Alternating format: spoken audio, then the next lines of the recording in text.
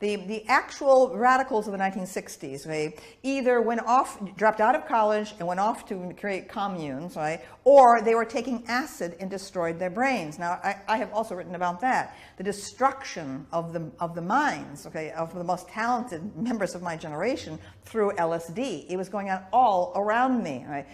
So what's happened is the actual legacy of the 60s got truncated. The idea that these post-structuralists and postmodernists are heirs of the 1960s revolution is an absolute crock. Okay? The real 1960s revolution was about Jung. It was about a way of seeing the cosmos in mythological terms. Right? And the Jungian contribution went on into the New Age movement of the 1970s, aside from the universities. Right? So who took over the universities were these careerists. Okay? I saw them with my own eyes. I saw what happened. This was an elitist form from the start. Okay? It was not progressive. It was not revolutionary. It was reactionary. It was a desperate attempt to hold on to what had happened before the 1960s sensory revolution. So this postmodernist thing, okay, this trashing, okay, of the text, this encouragement, okay, of a superior and destructive attitude toward the work of art. We're going through it, okay, primly with red pen in hand, finding all the evidence of sexism, check, racism, check, homophobia, check. That is not the empathic, emotional, okay, sensory-based, okay, revolution of the 1960s. Right? I am sick and tired of these people claiming any kind of mantle from the 1960s. They're frauds. These people are, what happened in the 1970s was a collapse of the job market in academia. Okay? All of a sudden, the jobs were scarce. And this thing was there, the new and improved and shiny thing, okay, to be a theorist. Okay? People seized on it. Okay? It was institutionalized. Right? And it's an enormous betrayal of the 1960s. Not this fancy, contorted jargon of the pseudo-leftists of academia, who are frauds. These people who managed to rise to the top at Berkeley, at Harvard, at Princeton. Okay, the idea that these people are radical. They are career people. They're corporate types. Okay, who succeeded in. And they love the institutional context. They know how to manipulate the bureaucracy, which has totally invaded and usurped. Okay, and academia everywhere. Okay, these people are company players. They could have done well in any field. Okay, they love to sit in endless committees. They love bureaucratic regulation and so on. There's not one leftist, okay, in American academia raised his or her voice against the obscene growth of tuition costs, which have bankrupted a whole generation of young people. Not one voice, okay, to challenge that invasion by the bureaucrats, okay, absolute fascist bureaucrats, okay. They're cancerous, okay. There's so many of them. The faculty have completely lost any power in American academia, okay. It's a scandal what has happened, okay, and they deserve the present servitude that they're in right now, okay, because they never protested. Okay? Yes. My first job at Bennington College, 1976, I was there when there was an uprising by the faculty against encroachment by the Board of Trustees and the president, okay, and it was a huge thing. It was reported on the New York Times and so on, and we pushed that president out, okay, and there's not been a single uprising of that kind against encroachment by the trustees and by the administrations in all these decades, okay, passive slaves, they deserve their slavery.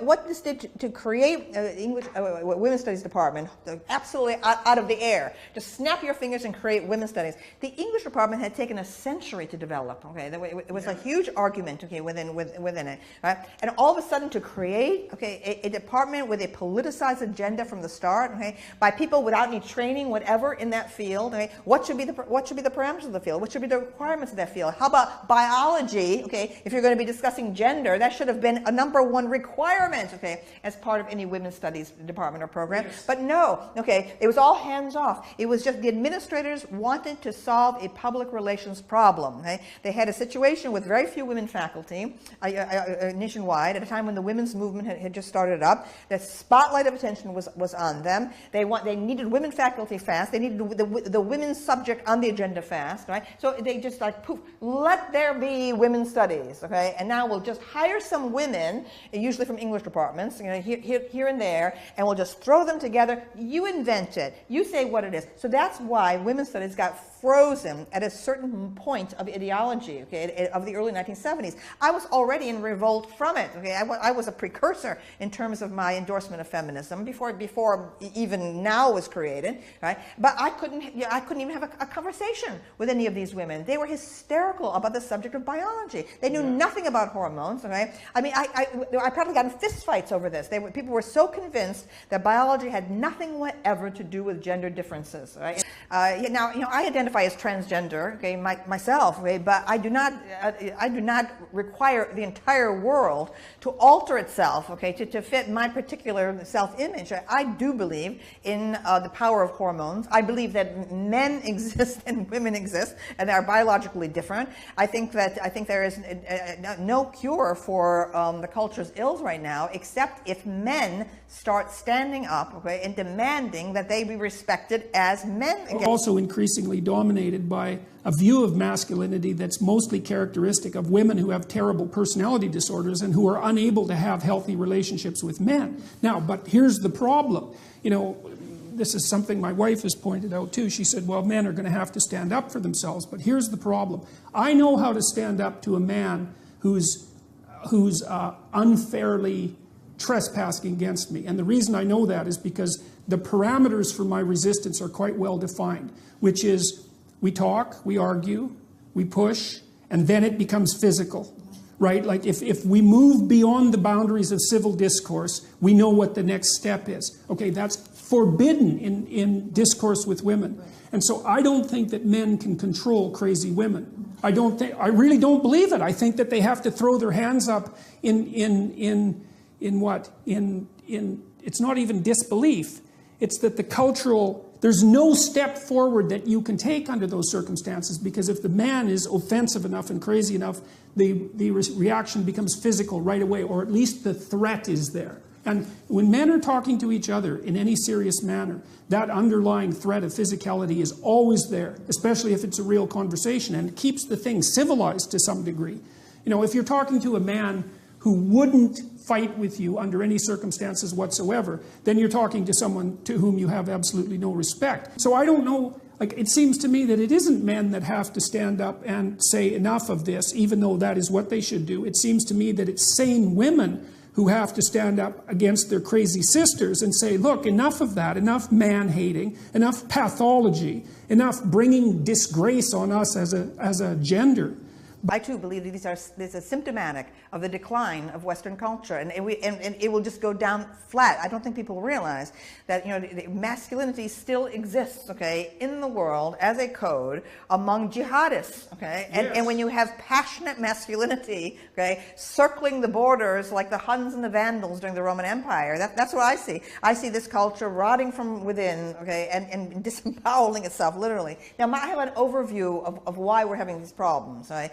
And it comes from the fact that I'm the product of an immigrant family. All four of my grandparents and my mother were born in Italy. So I remember from my earliest years in this factory town in upstate New York, where my relatives came to work in the shoe factory.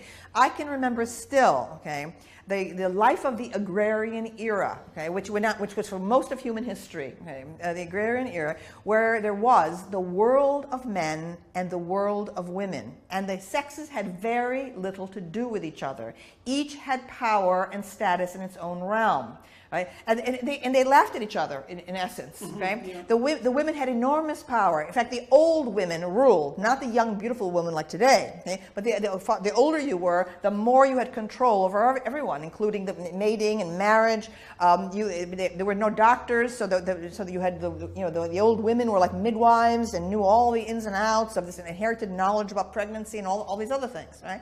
I can remember this and the joy that women had with each other all day long, okay, cooking with each other, companions to each other, talking, conversing. My mother remembered as a small child in Italy, when it was time to do the laundry, they would take the laundry up the hill to the fountain, Il Sorgo, okay, and do it by hand. They would sing, they would picnic, and so on, all right? And we get a glimpse of that in the Odyssey, when Odysseus is thrown up naked on the shores of Phaeacia, all right? And he hears the sound of women, young women laughing and singing, and it's no Nausicaa, the princess, bringing the women to do the laundry. Okay, it's exactly the same thing. Okay, so there was each gender had its own hierarchy, its own values, its own way of talking, and the sexes rarely intersected. Like I can remember in childhood, on a holiday, typical, it could be a Christmas, it could be a Thanksgiving, whatever, the women would be cooking all day long, everyone would sit down to eat, okay, and then after that, okay, the women would retire en masse to the kitchen,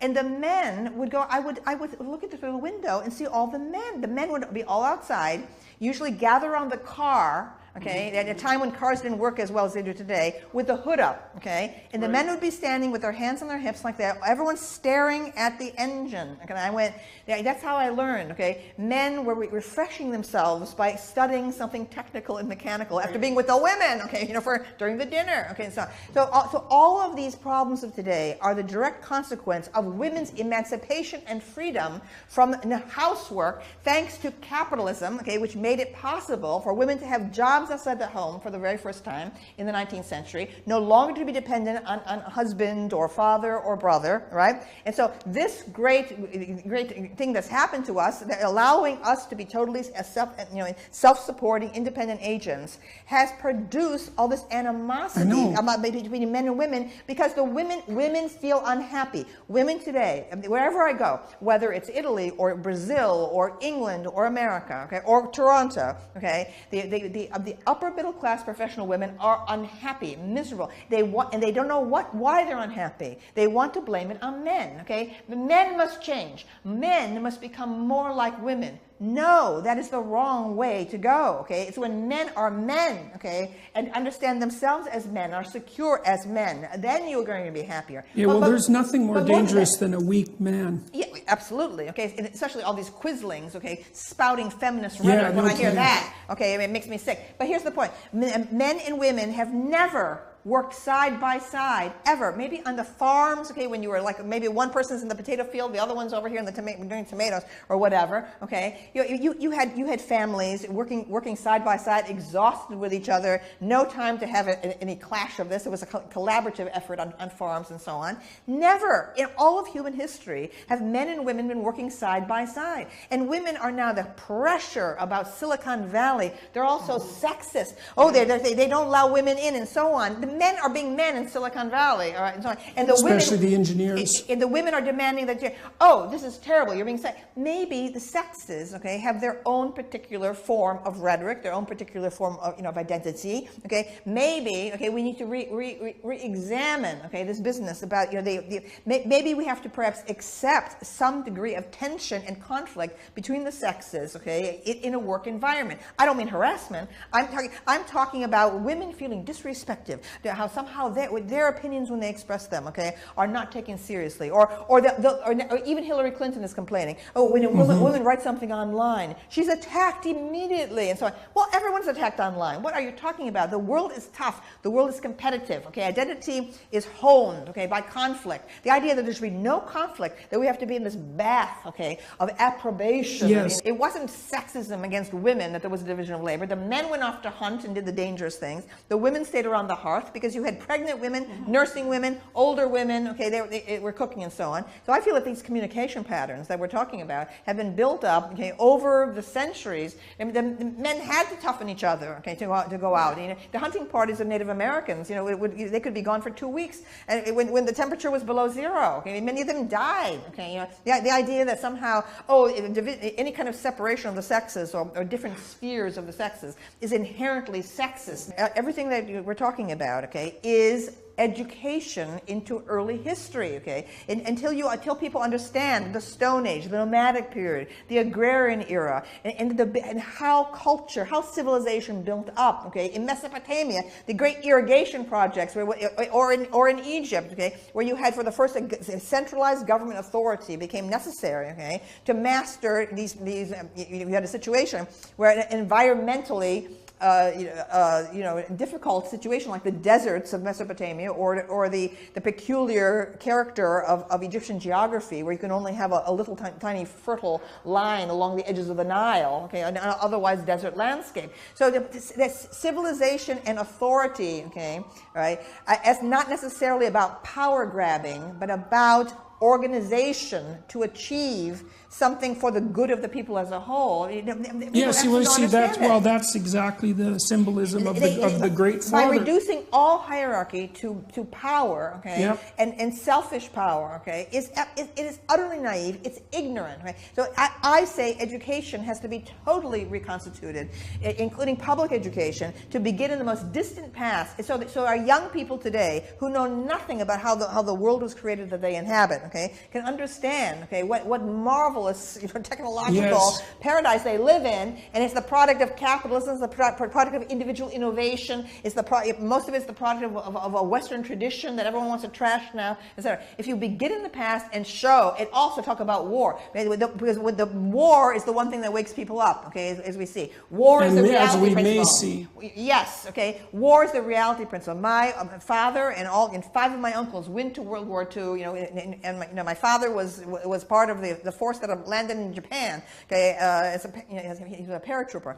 At the time of the Japanese surrender. Okay, and a couple uncles got shot up and so on. When you have the reality of war, when people see the reality of the horrors of war, Berlin burned to a crisp and so on, starvation, all kind. Then you understand. Okay, this marvelous mechanism that brings water, to the kitchen, and you flip on a light, and the electricity comes on. I know. Well, for me, and I suppose it's because I have somewhat of a depressive temperament. I mean, one thing that staggers me on a consistent basis is the fact that anything ever works.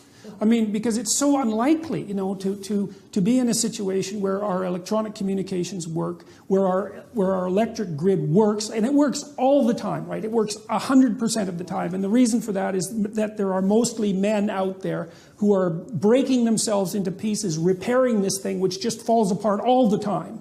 Absolutely. Right? I said this in the Monk debate, okay, in Toronto several years ago.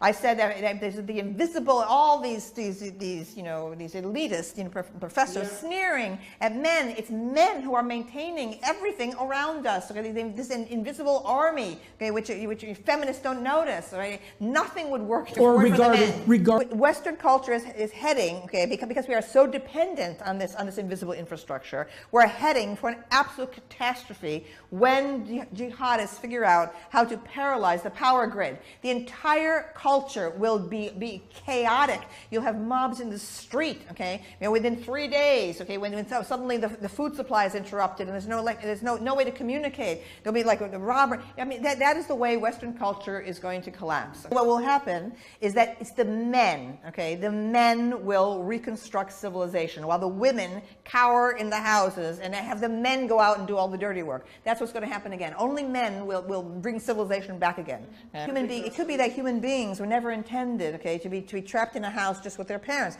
The extended families, you had your aunts and grandparents and cousins, all of whom helped form your identity. Okay, so one's identity was as a member of a community, right, rather than in this like hothouse environment. So I think that a lot of current issues, including this sudden spate of transgender claims and so on, that a lot of these things are coming from this unstable in cell. It's really a prison cell of the nuclear family. Two parents perhaps cannot give all the knowledge of life, okay, to the young, and so I think there are all kinds of sexual issues, in it that are generated by it.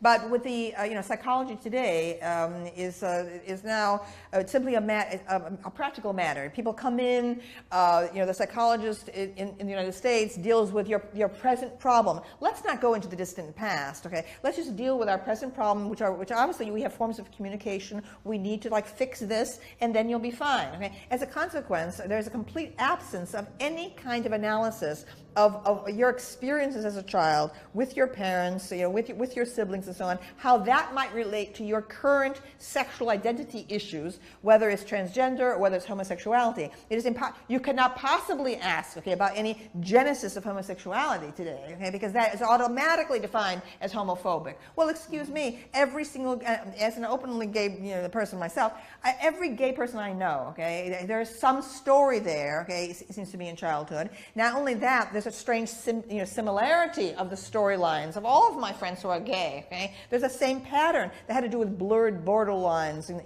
between a son and his mother and so on. I'm not blaming the mother. Okay, I'm not blaming the mother at all. Okay, what I see is a dynamic going on in the bourgeois house, in the nuclear family, okay, where you had sometimes a distant father, okay, a father who was present but not really engaged, and a mother who made the son her companion in some way. Often the mother has great imagination and flair, and they had a shared thing. And I mean, the idea that homosexuality has nothing whatever to do, okay, with your family life is nonsense. Well, it's also completely, well, that's another thing. And I got a lot of trouble in Canada for my opposition to Bill C-16, which was a bill that had to do with transgender rights. And I didn't really give a damn about the transgender right issue. That had nothing to do with it. What bothered me was that there was an issue of compelled speech, because you were required by the Ontario Human Rights Commission to use the pronouns of the person's choice, right? Otherwise, and that is absolutely Orwellian. That's right. That is absolutely intolerable. Part of that's the consequence of being raised by older parents who have excess resources, who have no siblings, because the child is then, of course, special. And that specialness, well, there seems to be an inverse relationship between that specialness that's protected and the person's robustness and resilience, and then that's cottoned to, or not cottoned to, that's pandered to by the universities, which insist upon setting up a situation where no one is ever offended by anything any of the time. And that's something I also can't understand at all, because... Let me just say, that's a huge point you just made, okay, because it's the upper middle class of the professional class, okay, who postpones having the children, okay, because they go to law school, they go to medical school, right, and they have the children after they're settled, okay, in a job, okay, so they're the ones, okay, who have injected this hypersensitive bourgeois idea, code into the universities. Now, my parents were 20 when they married and 21 when they had me. Okay, yeah, right. My father was, went to college on the GI Bill, getting out of World War II. So when I was born, my father was still in college and was sweeping floors and so on. I am the product of young parents, and nature wants actually young parents, right? Because pregnancy is quicker, it's safer, right, okay, and so on. And my parents had the energy, okay, to this youthful energy, that can-do spirit that came out of World War II and so on. I'm a product of that. Then my only other sibling was born 14 years later. Okay, my father at this point was a college professor. Okay, all right? So she had completely different parents than I did. So she has very excellent manners and so on. She's completely different. Okay, all right? And I have all this the energy. I mean, my parents were just out of their teens. Okay? So now today we have this situation. And it's considered heresy to raise this issue. Okay, that you have young women are told. Okay, there's one future for you. You are a future leader. Okay, you must move forward. Okay, 4 years of college, and then perhaps some professional class. All right. So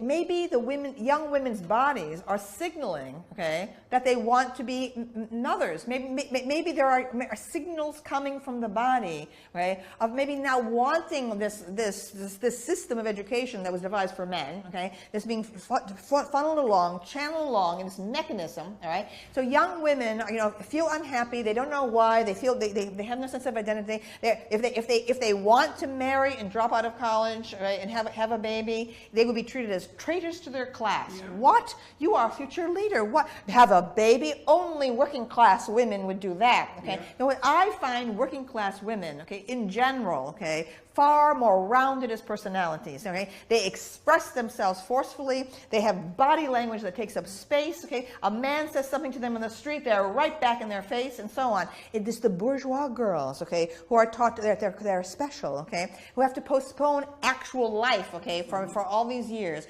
You see, these are the girls who misjudge the fraternity parties setting. These are the girls who run for parental protection and hand-holding on the committee, investigating what went wrong on their date, and so on and so forth. So yes, I think that what you have located, that's very interesting. The idea that these young girls, okay, who are so sensitive, okay, in college, so unable to handle their sex life, are the product of older parents because they went through the professional career track. Yeah. Right? Yes, and they have not had the experience of the competitiveness, and teasing of other siblings. They don't know how to. Well, also that the raising the drinking age in this country, okay, from 18 to 21, okay, has had a direct result, okay, in these disasters of binge drinking fraternity parties. Because to let college students, the way we could, go out as freshmen, have a beer, sit in a protected adult environment, learn how to discourse with the opposite sex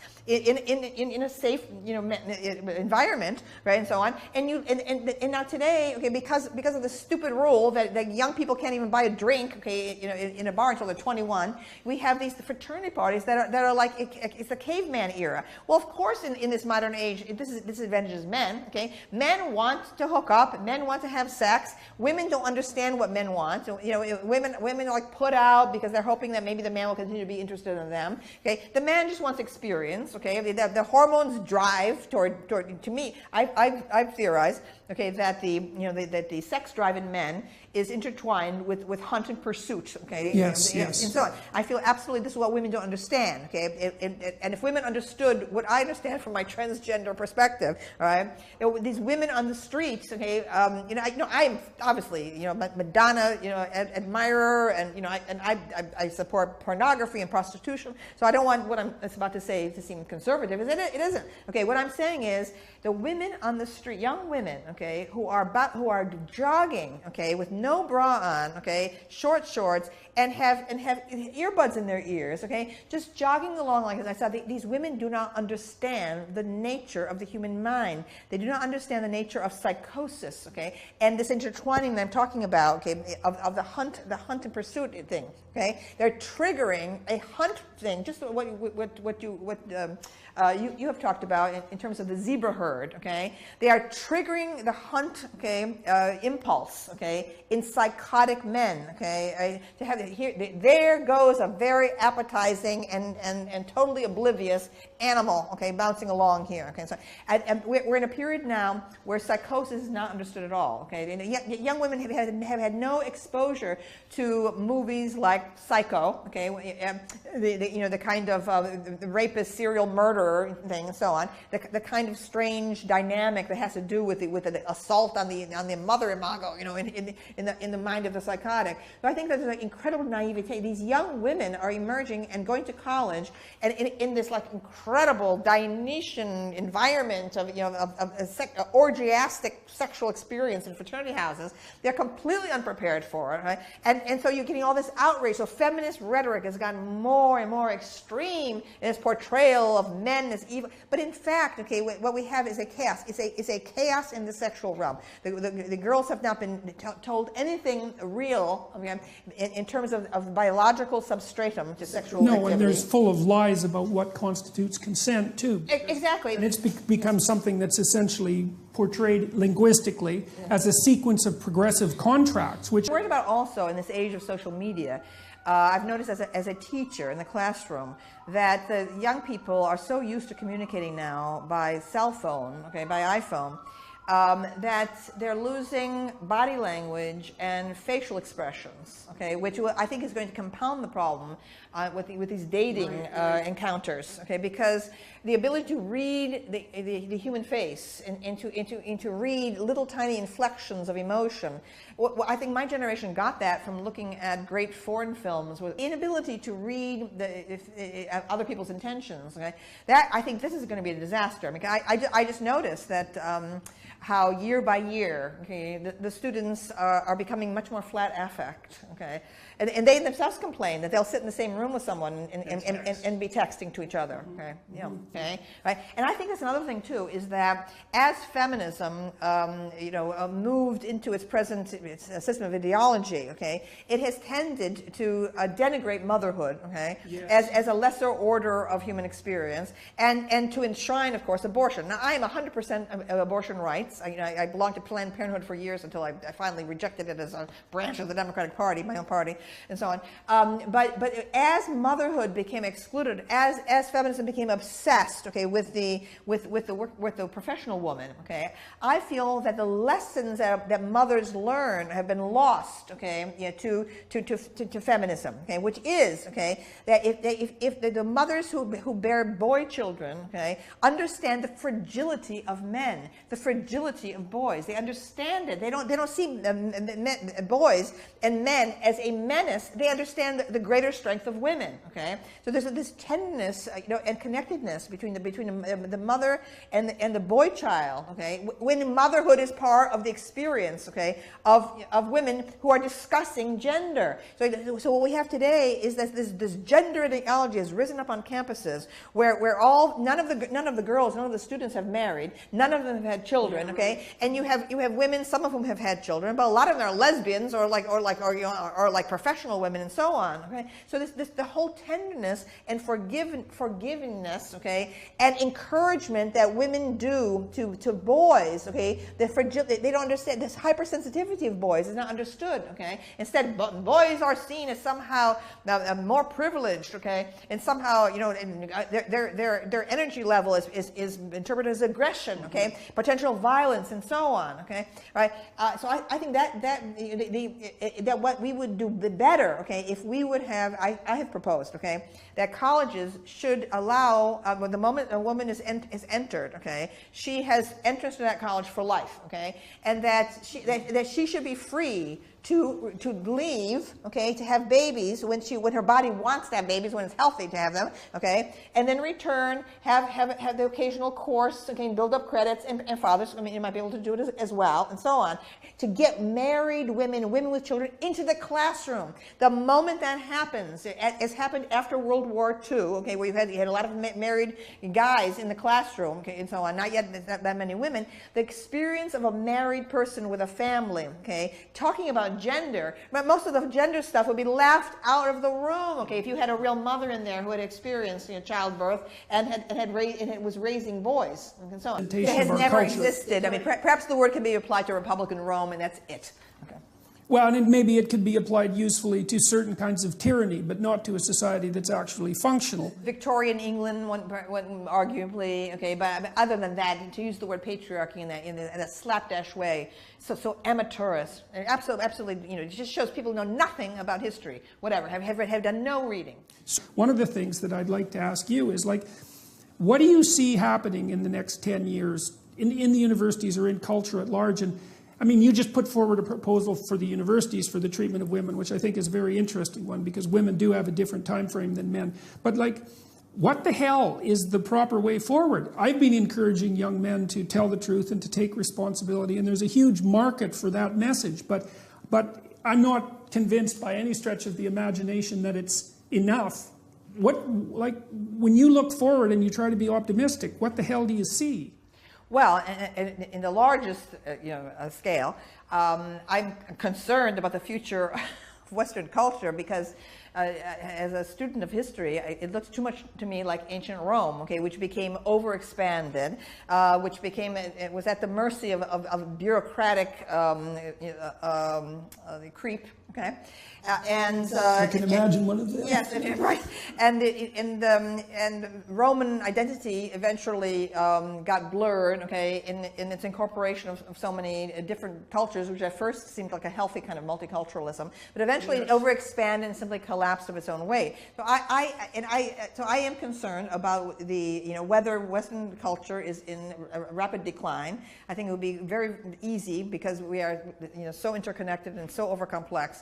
Very easy, to bring it to ruin. It would only take one major natural disaster, to do that. But the universities themselves, I mean, I think people are all of a sudden in the United States much more attentive to issues of political correctness because of the riots at Berkeley, which was the capital of free speech. I mean, the free speech movement happened in the spring before I entered college in 1964. It's one of the great principles and inspirational stories of my entire life. Mario Savio's assertion of the supremacy of free thought and free speech. Yeah. So I think that perhaps we might just have turned a corner, but it's going to take a very, very long time for the university to be reformed. I feel that the cafeteria menu of the university curriculum has to be abandoned. We must return to historical courses that begin in the earliest period, the Stone Age and Antiquity, in order to give perspective, to our present, to an analysis of our present culture. I want 50 to 75% of college administrators fired, okay, and the money be transferred over, okay, to faculty, into libraries, into instruction, okay. I think that obviously the way things are people are being trained right now, including at the public school level, okay, is I think the public school level has gone to hell. Okay, when my mother came to the United States at the age of 6, the old public school system was still very strict. And therefore, she had excellent education. Got all A's in her. Even though she started out not speaking English, spoke without an accent, etc. Okay, so today, this kind of feel-good public school education, which is a form of ideology and indoctrination right now. It's all about no bullying, okay, and so on, and not about anything. And not even seriously about no bullying. Yes, yeah. And so I can tell in my own students. I've been teaching for 46 years. So I can tell the slow degradation of public school education, okay, to the point now that the students have absolutely no sense of world geography, of world history. Okay, they know absolutely nothing. They don't know anything about wars. Okay, yeah. and the reality, the barbaric reality of most of human history. Okay, and what a that's triggering. Yeah, right. What a fantastic culture we live in, and so on. Now, identity politics itself has just got to stop. I mean, it was important once. Okay, I was a rebel against the WASP, hegemony. Okay, white Anglo-Saxon Protestant hegemony in American culture. It was suffocating. I was raised in the 1950s, right? When WASPs controlled corporations and education and politics and so on. And so identity politics was necessary once. Okay, we asserted gay rights, okay, with the Stonewall Rebellion of 1969. We asserted, okay, the women's rights with the rebirth of second wave feminism in the late 1960s, okay. But this endless, okay, preoccupation with a fragmented identity. We must return to the authentic 1960s vision, which is about identity coming from consciousness, which transcends gender, which transcends all these divisions of race, okay, and ethnicity, okay, consciousness itself. Okay, right? There's no sense of that any longer. That's what the 1960s taught. Well, whereas, Marxism is blind. Marxism is very narrow. All it sees is society. Okay, it sees nothing beyond society. It doesn't see nature. Okay, I mean, it's absolutely mad. Okay, how you can have a system being taught, okay, in universities, right, which thinks that this tiny thing of society, okay, compared to the enormity and beauty of nature, okay, it should take all of our absorb all of our energy and attention. So, I mean, I just think that there's like a parochialism, a provincialism, now a kind of, systematized elitism in our current education has just got to be rooted out. And I want to return to basics, great simplicities.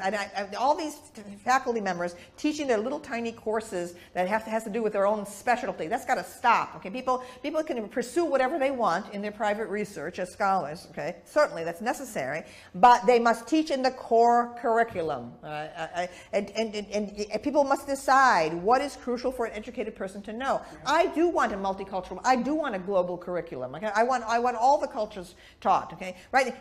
This is not the answer. Marxism, this neo-Marxism in the universities, okay, is simply it's lazy. It's a lazy way to assert multiculturalism without actually doing the research and the study of other cultures. Okay.